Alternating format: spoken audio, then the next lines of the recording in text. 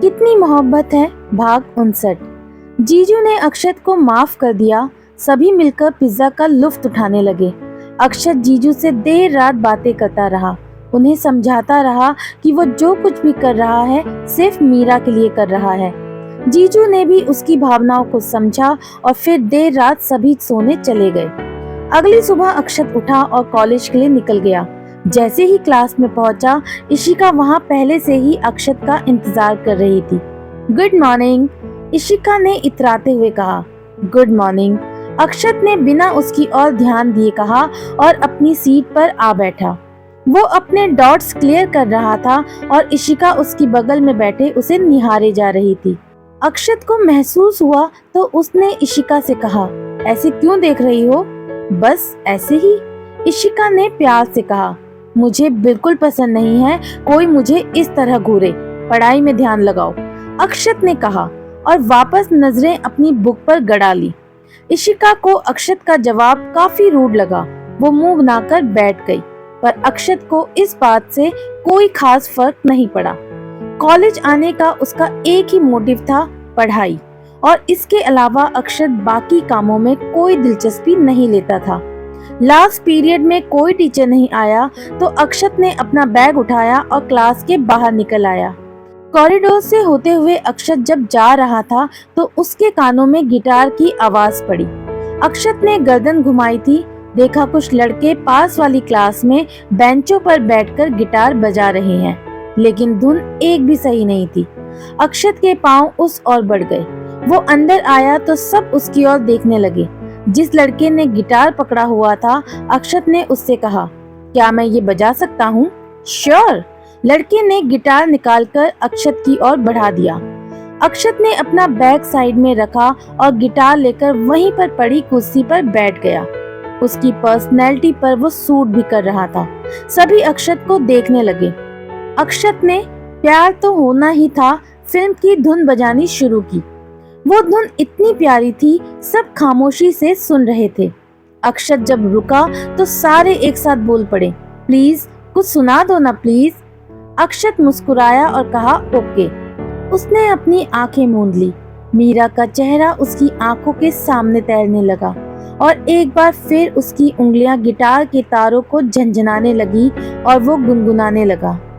उसकी खुशबू अगर अपनी सांसों में हो, उसका सपना अगर अपनी आँखों में हो, जब न दिल के बहलने की सूरत लगे, जब कोई जिंदगी की जरूरत लगे और जीना भी दुश्वार होने लगे, बोल दो अगर तुम्हें प्यार होने लगे, होने लगे, होने लगे, प्यार तो होना ही था, प्यार तो होना ही था। वो ऑसम ब्रो, तुम लॉ कॉलेज में क्या कर रहे हो? तुम्हें तो गिटारिस्ट होना चाहिए, लड़कों में से एक ने कहा। अक्षत ने गिटार निकाला और लड़के की ओर बढ़ाकर कहा, नहीं, मैं ऐसे ही ठीक हूँ। लेकिन भाई, तुझे देखकर लगता नहीं तो ये सब कर लेता है, मतलब इतना अच्छा गिटार बजाना कहाँ से सीखा? दूसरे लड़के ने कहा। अक्षत ने अपना बैग उठाया और कंधे पर टांगते हुए कहा, जिंदगी एक बार मिलती है और मैं सब कुछ ट्राई करना चाहता हूँ। अक्षत वहाँ से चला गया। लड़के उसे देखते रह गए, लेकिन खिड़की के पास खड़ी इशिका ने जब उसे गाते हुए और गिटार बजाते सुना तो अक्षत पर फिदा ही हो गई। अक्षत कॉलेज से रेस्टोरेंट चला आया और अपने काम में लग गया। वक्त गुजरता रहा। मीरा बच्चों के साथ तो अक्षत अपने कॉलेज और रेस्टोरेंट में बिजी रहने लगा। दिन, हफ्ते, महीने गुजरने लगे। होली के वक्त राधा ने अक्षत को फोन किया और घर आने को कहा तो अक्षत ने मना कर दिया। तुझे हम सबकी याद भी नहीं आती ना आशु? राधा ने भावुक होकर कहा। ऐसी बात नहीं है माँ, वहाँ आऊंगा तो मीरा से मिलने का दिल करेगा और आप जानती हैं मैं उससे नहीं मिल सकता, बस इसलिए नहीं आ रहा। अक्षत ने उदास होकर कहा। इतना प्यार करता है उससे? राधा ने कहा। अक्षत ने कहा। अपनी माँ से भी ज्यादा? राधा ने कहा। आपसे थोड़ा कम। अक्षत ने कहा। कैसा है तू? ठीक से खाना तो खाता है ना? सोमित जी ने बताया बहुत मेहनत करता है तू वहाँ, अपना ख्याल तो रखता है ना? राधा ने चिंता जताते हुए कहा। ये सब कहते हुए उसकी आंखों में नमी थी। मैं ठीक हूँ माँ, दी और जीजू बहुत ख्याल रखते हैं मेरा। जल्दी ही सबसे मिलने आऊंगा। अक्षत ने कहा। मैं इंतजार करूंगी बेटा, राधा ने कहा। अक्षत ने बाकी घर वालों से बात की और फोन काट दिया। 6 महीने बीत चुके थे। अक्षत और मीरा ने इन 6 महीनों में एक दूसरे को न देखा न सुना, बस याद करते रहे और अपनी जिम्मेदारियां निभाते रहे। इन दूरियों का असर ये हुआ कि उनकी मोहब्बत और ज्यादा बढ़ गई। दोनों एक दूसरे के प्रति और ज्यादा वफादार और ईमानदार हो गए। दोनों बस एक दूसरे के लिए जिए जा रहे थे। मीरा अब अपने काम को लेकर पहले से और ज्यादा गंभीर हो गई थी। अमर का उस पर विश्वास बढ़ चुका था, इसलिए अब मीरा उनके साथ कई बार उनके ऑफिस की मीटिंग्स में भी चली जाया करती थी। लेकिन इन 6 महीनों में उसने कभी अमर को पापा कहकर नहीं पुकारा। उनके बीच जो गलतफहमियां थी वो सब दूर हो रही थी, लेकिन एक कसक मीरा के मन में अभी भी थी, जिसके चलते वो अमर से ज्यादा बातें नहीं कर पाती थी। पर मीरा अपने काम से खुश थी।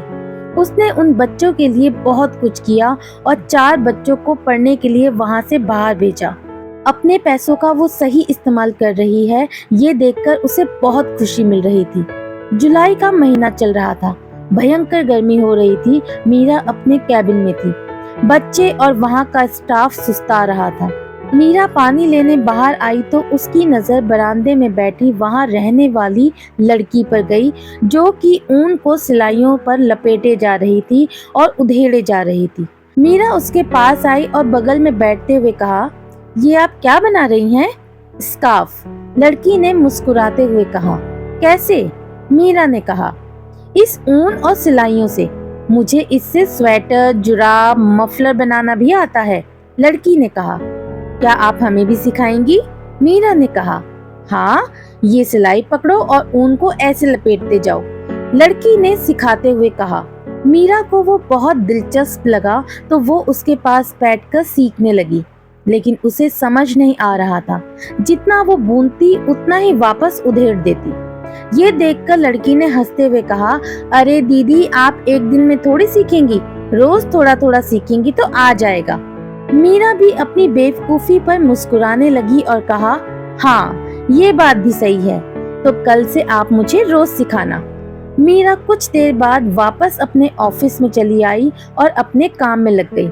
उधर गर्मियों में अक्षत की हालत खराब हो रही थी, लेकिन वो हार मानने वालों में से नहीं था। मीरा ने लड़की से सीखते हुए अक्षत के लिए अपने हाथों से स्वेटर बुनना शुरू किया। अगस्त के महीने में अमर मीरा को अजमेर लेके गए और उसी वक्त अक्षत 2 दिन के लिए घर आया। इतने महीनों बाद उसे घर आकर काफी अच्छा लग रहा था।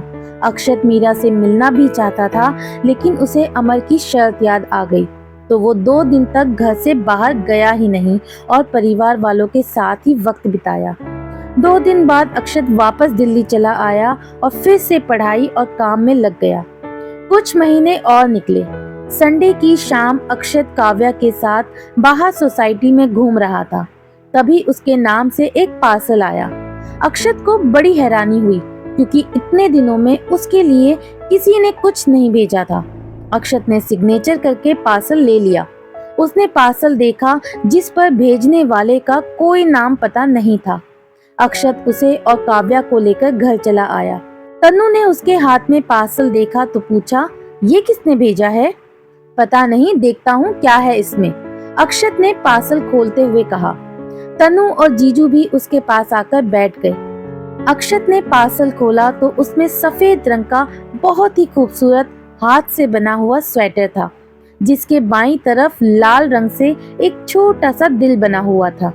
अक्षत उसे बार बार छूकर देखने लगा तो जीजू ने उसके हाथ से लेकर कहा, स्वेटर तो बहुत अच्छा है, पर भेजा किसने है?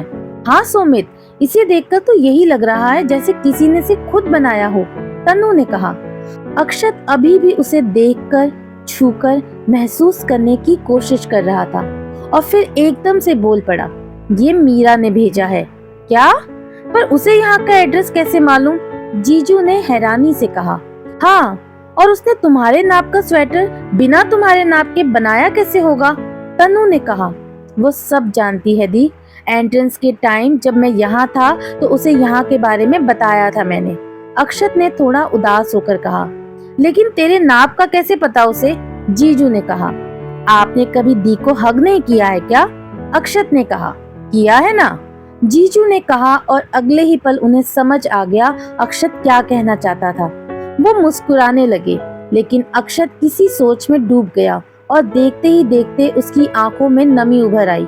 जीजू ने देखा तो कहा, मीरा ने तुम्हारे लिए ये अपने हाथ से बनाकर भेजा है, ये जानकर तुम खुश नहीं हो?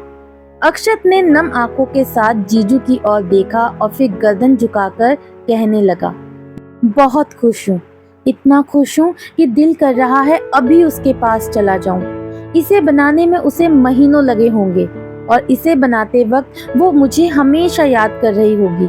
उस वक्त उसे कितनी तकलीफ हुई होगी। जानता हूँ वो बहुत प्यार करती है, लेकिन जताने का एक मौका नहीं छोड़ेगी। जीजू ने उसको अपने गले लगाते हुए कहा, ये वक्त बहुत मुश्किल है तुम दोनों के लिए, लेकिन ये प्यार के छोटे छोटे पल ही तुम्हें आगे बढ़ने की हिम्मत देंगे। सिर्फ मीरा ही नहीं, तुम भी उससे बहुत प्यार करते हो, तभी तो पहचान लिया कि ये उसने भेजा है। अब जल्दी से इसे पहनकर दिखाओ। अक्षत उठा और जैकेट निकालकर स्वेटर पहन लिया। वो बिल्कुल अक्षत के नाप का ही था और अक्षत पर बहुत जच भी रहा था। जीजू और तनु ने देखा तो जीजू बोल पड़े, अरे गजब, कल से यही पहनकर जाना कॉलेज।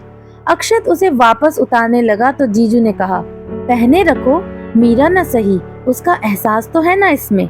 दी, जीजू आजकल कुछ ज्यादा ही रोमांटिक होने लगे हैं, नजर रखिए इन पर, अक्षत ने कहा और वहां से चला गया। तनु उसकी बातों पर हंसने लगी और किचन की ओर बढ़ गई। अगले दिन से अक्षत वही स्वेटर पहनकर कॉलेज जाने लगा। उसे पहनने के बाद उसे एक अलग ही खुशी का एहसास होता था। एग्जाम शुरू होने वाले थे, ऐसे में अक्षत अपनी पढ़ाई को लेकर और सचेत हो गया। उसके पेपर अच्छे गए, अक्षत में कॉन्फिडेंस बढ़ गया। अभी उसे 2 साल और निकालने थे और दूसरा साल भी उतना ही अच्छा निकला। इन 2 सालों में इशिका अक्षत को चाहने लगी थी। वो हर वक्त अक्षत के बारे में सोचती, उसके करीब रहती, उससे बात करने के बहाने ढूंढती रहती थी। लेकिन अक्षत सिर्फ उससे एक सामान्य दोस्त की तरह ही पेश आता था। उसने अपनी तरफ से कभी इशिका को ये नहीं दिखाया कि उसे इशिका में थोड़ी सी भी दिलचस्पी है। इशिका ने भी इन 2 सालों में अक्षत से कुछ नहीं कहा, वो बस उसके कहने के इंतजार में थी। 2 सालों में अर्जुन की शादीशुदा जिंदगी में एक नया मोड़ आया और नीता के प्रेग्नेंट की खबर अक्षत, जीजू और तनु को मिली। तीनों बहुत खुश हुए। अक्षत ने नीता से 1 घंटे तक बात की और उस पूरे टाइम में वो सिर्फ नीता को अपना ख्याल रखने, बेबी का ख्याल रखने, क्या खाना है क्या नहीं खाना है, ये सब बताता रहा। अर्जुन और नीता दोनों उसकी बातें सुनते रहे और हंसते रहे। अक्षत की जिंदगी में सब अच्छा हो रहा था। उसे कोई डर नहीं था क्योंकि मीरा उसकी थी। घर में नन्हा मेहमान आने वाला था और सभी खुश थे। उसने 2 सालों में अपनी मेहनत से जीजू को उनके आधे से ज्यादा पैसे लौटा भी दिए थे। अक्षत 2 साल से उसी रेस्टोरेंट में था। चेतन भी उससे बहुत प्रभावित था। उसकी मेहनत और लगन देखकर चेतन ने उसकी सैलरी भी बढ़ा दी। एक शाम अक्षत वहाँ रेस्टोरेंट में काम कर रहा था। वहाँ किसी कंपनी की टीम के 6 लोग बैठकर किसी प्रोजेक्ट के बारे में डिस्कस कर रहे थे। वो काफी देर से वहाँ बैठे थे और सारे आपस में लगभग बहस कर रहे थे। अक्षत उनका ऑर्डर रखने आया तो उन लोगों की कुछ बातें उसके कानों में पड़ी। उसे वो प्रोजेक्ट बड़ा इंटरेस्टिंग लगा और वो कुछ ही दूर खड़ा होकर बड़े गौर से सब देख सुन रहा था। जब टीम सदस्य किसी फैसले पर नहीं पहुंचे तो उनमें से एक ने कहा, अब ये कैसे पॉसिबल है? इट्स नॉट पॉसिबल, दूसरे ने कहा। इट्स पॉसिबल, पास ही खड़े अक्षत ने कहा तो सबकी नजर उस पर चली गई। कैसे? उनमें से एक ने कहा, जो कि शायद सबका सीनियर था। I will explain. अक्षत कहते हुए उनकी ओर आया तो वहां बैठे दूसरे क्लाइंट ने उसका मजाक उड़ाते हुए कहा, लो, अब एक वेटर बताएगा कि काम कैसे करना है। उसकी बात सुनकर बाकी 4 दबी सी हंसी हंसने लगे। सीनियर ने उन सबको घूरा तो सारे चुप हो गए। अक्षत वहां आया तो सीनियर ने उसे एक चेयर ऑफर की और बैठने को कहा। अक्षत वहां बैठा। उसने प्रोजेक्ट देखा और फिर कहने लगा, आपके प्रोजेक्ट के हिसाब से इसका फ्रंट नॉर्थ साइड में होना चाहिए, जबकि नॉर्थ साइड में वर्किंग प्लेस और मेन रोड बना हुआ है, जहां प्रेजेंट टाइम में ट्रैफिक की समस्या बहुत है। ऐसे में फ्रंट का वहां होना सही नहीं है। आपके मॉल का फ्रंट एरिया ईस्ट साइड में इसलिए नहीं हो सकता क्योंकि उसके एक तरफ स्कूल है और दूसरी तरफ हॉस्पिटल। वहां का पार्किंग एरिया इतना तंग है कि 2 गाड़ी एक साथ वहां से नहीं गुजर सकती है। अगर कल को कोई दुर्घटना होती है तो मॉल में मौजूद लोगों को वहां से निकलने में 1 घंटा लग जाएगा और उनके साथ साथ स्कूल के बच्चों और हॉस्पिटल के लोगों को भी नुकसान पहुंच सकता है। अब बची 2 साइड, वेस्ट और साउथ। वेस्ट साइड में कच्ची बस्ती है और वहां से रास्ता बनाने के लिए आपको उन सबको हटाना पड़ेगा, जो कि मुमकिन नहीं है क्योंकि अगर वो वहां से हटेंगे तो जाएंगे कहाँ। लास्ट ऑप्शन बचता है साउथ, लेकिन वो साइड भी प्रॉब्लमेटिक है, पर उसका सोल्यूशन है ग्राउंड फ्लोर पर आपको खाली स्पेस रखना होगा जहां पार्किंग एरिया बनाया जा सकता है, जिससे आने जाने वाले लोगों को कोई परेशानी नहीं होगी। उसके बाद आप अपना काम कर सकते हैं। पर सर, इससे हमें काफी नुकसान होगा, एक आदमी ने कहा। लेकिन ये सब करके आप हजारों लोगों की जान और उनका कीमती वक्त बचा सकते हैं, अक्षत ने कहा। सर, आप कहाँ एक वेटर की बात सुन रहे हैं, ये प्रोजेक्ट पूरी तरह फ्लॉप है, आदमी ने खींचते हुए कहा। अक्षत अपनी कुर्सी से उठा और कहने लगा, yes, I am a waiter and I have no shame in doing my job. I graduated from Indore University and have been the topper of my college. Currently, I am a law college student and doing part-time job here due to my responsibilities. मैं अपनी जिंदगी में एक सफल इंसान बनना चाहता हूँ, लेकिन उसके लिए मैं गलत रास्ता नहीं चुन सकता। हाँ, मैं एक वेटर हूँ और मुझे नहीं लगता कोई भी काम छोटा होता है। हर सफल इंसान को कहीं न कहीं से तो शुरुआत करनी ही होती है। मैंने इनको तरीका बताया है जिससे इनका कुछ नुकसान होगा, लेकिन भविष्य में बड़े नुकसान से बच जाएंगे। आगे इनकी मर्जी। सारे मुंह फाड़े अक्षत को देखने लगे। कहकर अक्षत वहां से चला गया। सीनियर के अलावा बाकी 4 लोगों ने अक्षत की बात में सहमति जताई। एक असहमत था तो सीनियर ने उससे कहा, कुछ बिजनेस सिर्फ अपने फायदे के लिए नहीं बल्कि लोगों की भलाई के लिए भी किए जा सकते हैं। I think he is right. Senior के फैसले को सबको मानना पड़ा। कुछ देर बाद सभी उठकर बाहर निकल गए। सीनियर ने काउंटर पर बिल पे किया और अपनी जेब से एक कार्ड निकालकर अक्षत को देते हुए कहा, अगर तुम्हें वक्त हो तो कल शाम मुझसे मेरे ऑफिस में आकर मिलो। अक्षत कार्ड को देखता रहा जिस पर लिखा था मिस्टर राघव बजाज, साथ में किसी मल्टीनेशनल कंपनी का नाम भी था। अक्षत ने चेतन की ओर देखा और कहा, जब ये इतना बड़ा आदमी है तो फिर यहाँ क्यों आया था? इन्हें मैं काफी सालों से जानता हूँ। ये बहुत बड़े इंसान हैं, लेकिन हमेशा जमीन से जुड़े रहना पसंद करते हैं। उन्होंने तुम्हें अपना कार्ड दिया, मतलब तुम बहुत लकी हो। मुझे लगता है तुम्हें उनसे मिलना चाहिए। अक्षत ने कहा और कार्ड जेब में रख लिया। रात में अक्षत घर पहुंचा और जीजू को सब बताया, तो उन्होंने भी यही सलाह दी कि अक्षत को राघव से मिलना चाहिए। बाकी उसकी किस्मत आगे उसे कहाँ लेकर जाती है। अक्षत खाना खाकर सोने चला गया। सुबह उठा और कॉलेज जाने के लिए निकला। कॉलेज वाले रास्ते पर ही उसे अपनी गाड़ी में इशिका मिल गई। उसने अक्षत को लिफ्ट देनी चाही, लेकिन अक्षत ने साफ मना कर दिया और कहा कि वो पैदल ही आएगा। अक्षत आगे बढ़ गया। इशिका को अच्छा नहीं लगा। उसके साथ बैठी उसकी दोस्त ने कहा, यार तू उसे बोल क्यों नहीं देती कि तू उससे प्यार करती है? पिछले 2 सालों से तू उसे पसंद करती है। अब तुझे बोल देना चाहिए। जब तक कुछ कहेगी वो कैसे समझेगा? I think you right. मैं आज ही उसे अपने दिल की सारी बातें बोल दूंगी, इशिका ने मुस्कुराते हुए कहा। कॉलेज आने के बाद क्लास ली। जब अक्षत जाने लगा तो इशिका ने कहा, अक्षत आज शाम 5 बजे मुझसे सी कैफे मिल सकते हो प्लीज? किस लिए? अक्षत ने कहा, तुम मिलो वहीं बताती हूँ। प्लीज 5 बजे, मैं इंतजार करूंगी, इशिका ने कहा और वहां से चली गई।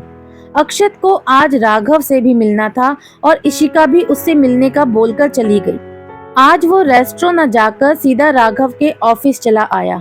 राघव ने उसे अपनी कंपनी में एडवाइजर के तौर पर नौकरी ऑफर की। अक्षत को बहुत खुशी हुई। उसने राघव की बात मान ली। रेस्टोरेंट में अक्षत से मिलकर राघव बहुत इम्प्रेस हुआ था और जब उसने खुद अपने प्रोजेक्ट के बारे में रिसर्च की तो पाया कि अक्षत ने जो कहा वो सही था और बस उसी वक्त उसने अक्षत को अपने साथ जोड़ने का मन बना लिया। काफी देर वो अक्षत से डिस्कस करता रहा और उसे अपने काम और बाकी चीजों के बारे में समझाता रहा। ये सब देखकर अक्षत भी इम्प्रेस था कि इतना सब होने के बाद भी राघव में घमंड नाम की चीज नहीं थी। अक्षत वहां से फ्री होकर रेस्टोरेंट आया और चेतन को बताया। चेतन को अक्षत के जाने का थोड़ा दुख भी हुआ, लेकिन वो अक्षत को आगे बढ़ते देखना चाहता था, इसीलिए खुशी खुशी उसे जाने दिया। अक्षत ने कुछ वक्त चेतन के साथ बिताया और घड़ी में देखा जो कि शाम के 4:30 बजा रही थी। अक्षत वहां से निकला और इशिका की बताई जगह पहुंचा। ये कैफे किसी मॉल के आखिरी माले की टेरेस पर बना हुआ था। ये एक ओपन कैफे था जो बहुत ही खूबसूरत था। अक्षत वहां पहुंचा, इधर उधर देखा तो लास्ट टेबल के पास खड़ी इशिका दिखाई दी। अक्षत उसकी ओर आया तो इशिका पीठ करके खड़ी हो गई। अक्षत ने आकर कहा, तुमने मुझे यहाँ क्यों बुलाया? इशिका खुशी से अक्षत की ओर पलटी और उसके सामने घुटनों पर बैठकर कहा, आई लव यू अक्षत, मैं तुम्हें बहुत पसंद करती हूँ। अक्षत ने सुना पर उसके चेहरे पर कोई भाव नहीं आए। उसने सहजता से इशिका की ओर अपना हाथ बढ़ाया और कहा, उठो। इशिका मुस्कुराते हुए उठकर उसके पास आई। अक्षत ने एक नजर उसके मुस्कुराते चेहरे की ओर देखा और कहने लगा, आई रिस्पेक्ट योर फीलिंग्स, लेकिन जैसा तुम सोचती हो वैसा कुछ नहीं है। तुम मेरी एक अच्छी दोस्त हो और इससे ज्यादा मैं तुमसे कोई रिश्ता नहीं रख सकता। इशिका ने जैसे ही सुना उसके होठों की मुस्कान गायब हो गई और उसका दिल टूट गया। उसने बेचैनी से कहा, वाय अक्षत, आखिर मुझ में क्या कमी है? तुम जैसा कहोगे मैं वैसी बनने के लिए तैयार हूँ। तुम में कोई कमी नहीं है। You are perfect. After all तुम्हें मुझसे अच्छा लड़का मिलेगा। अक्षत ने कहा, मुझे कोई और नहीं चाहिए। I love you and I genuinely feeling for you.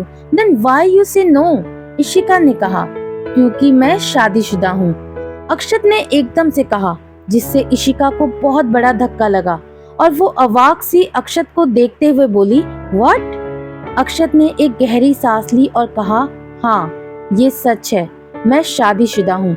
मेरी उससे शादी नहीं हुई है, लेकिन मैंने उससे वादा किया है कि मैं जिंदगी भर उसी का रहूंगा। मैं कुछ समझी नहीं, इशिका ने हैरानी भरे शब्दों में कहा। अक्षत उसे मीरा के बारे में बताने लगा। शुरू से लेकर आखिर तक उसने कम शब्दों में इशिका को सब बता दिया। जैसे जैसे इशिका सुनते जा रही थी वैसे वैसे उसका दिल टूटता जा रहा था, लेकिन अक्षत की आंखों में मीरा के लिए प्यार उसे साफ दिखाई दे रहा था। मीरा के बारे में बताकर अक्षत चुप हो गया और इशिका की ओर देखने लगा। इशिका ने कुछ नहीं कहा तो अक्षत कहने लगा, अपनी फैमिली, अपनी कंफर्ट जिंदगी छोड़कर मैं यहाँ सिर्फ उसके लिए आया हूँ। वो मुझसे बहुत प्यार करती है और मैं भी। उसकी जगह मैं किसी और को दे ही नहीं सकता। मैं किसी और लड़की के करीब नहीं जा सकता। अगर किसी को देख भी लूं तो उसमें मुझे मीरा ही नजर आती है। पिछले 2 सालों से वो मेरा इंतजार कर रही है। 2 सालों से उससे मिला तक नहीं हूँ, ना उसे देखा है, ना उसकी आवाज सुनी है। बस इस उम्मीद के साथ दोनों जी रहे हैं कि कभी तो हम सारी शर्तों को पूरा करके एक दूसरे से मिलेंगे। वो कैसी है, किस हाल में है, कुछ नहीं जानता। एक एक दिन मेरे लिए एक एक साल जैसा है। ऐसा कोई पल नहीं गुजरा जब मैंने उसे याद ना किया हो या उसके बारे में ना सोचा हो। She is a part of life. मैं उसके बिना आने वाली जिंदगी की कल्पना भी नहीं कर सकता। मीरा है तो अक्षत है और अक्षत है तो मीरा है। मैं उसे बहुत चाहता हूँ इशिका। उसने मेरे लिए बहुत दुख सहा है। इसे और कॉम्प्लिकेटेड मत बनाओ। कहते हुए अक्षत की आंखें नम हो गई। इशिका ने ये सब सुना तो मीरा के लिए अक्षत का पवित्र प्यार देखकर उसकी भी आंखें भर आई। उसने अक्षत के पास आकर कहा, वो बहुत लकी है अक्षत। आजकल लोग कुछ दिन दूर होते ही सब भूल जाते हैं, लेकिन तुम तो मीरा को खुद में बसा चुके हो। तुम दोनों को मैं तो क्या, कोई भी अलग नहीं कर सकता। I am so happy for you and best of luck. Thank you Ishika, Akshat ने कहा और जाने लगा तो इशिका ने भर्राए गले से कहा, अक्षत क्या मैं एक बार तुम्हारे गले लग सकती हूँ प्लीज? अक्षत ने खुद आगे बढ़कर उसे गले लगाया और कहा, यू डिजर्व समवन बेटर, जिसके प्यार के लिए तुम्हें कभी घुटनों पर बैठने की जरूरत नहीं पड़ेगी। अक्षत वहां से चला गया। शाम हो चुकी थी और हल्का अंधेरा भी होने लगा था। इशिका का दिल टूट चुका था, पर वो अक्षत के लिए खुश थी। अक्षत के इनकार के बाद भी उसे अक्षत पर कोई गुस्सा नहीं था। कुछ ही देर बाद उसका फोन बजा। फोन उसकी दोस्त का था। इशिका ने जैसे ही फोन उठाया, उसने चहक कर कहा, बता दी अक्षत को अपने दिल की बात? क्या कहा उसने? उसकी जिंदगी में कोई है, इशिका ने उदासी भरी आवाज में कहा। तो अब तू क्या करेगी इशिका? दोस्त ने चिंता जताते हुए कहा। इशिका ने एक ठंडी आह भरी और कहा, दुआ करूंगी कि वो दोनों मिल जाएं और उनके बीच कभी कोई शिका ना आए। दोस्तों, अक्षत और मीरा की प्रेम कहानी में अब पूर्ण विराम लगने वाला है। अब उनकी हैप्पी एंडिंग होने वाली है, तो आगे के पार्ट्स को बिल्कुल भी मिस मत कीजिएगा और बने रहिए मेरे यानी कि आराधना वॉइस के साथ। आपको आज की इस स्टोरी का पार्ट कैसा लगा मुझे कमेंट करके जरूर बताइएगा। मिलती हूँ बहुत जल्दी इस कहानी के अगले भाग में। तब तक के लिए बाय बाय।